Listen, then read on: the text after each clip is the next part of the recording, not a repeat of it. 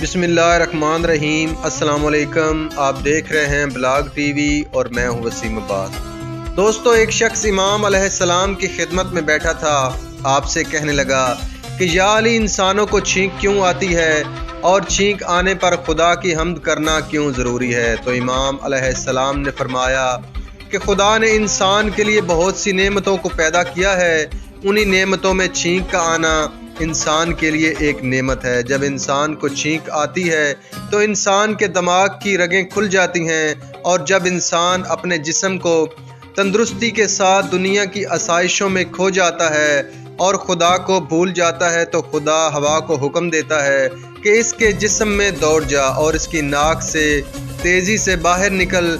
जब ये हवा इंसान के नाक से छींक की सूरत में निकलती है तो इंसान खुदा को याद करता है, और खुदा को याद करना सबसे बड़ी नेमत है। दोस्तों, आज की वीडियो में इतना ही।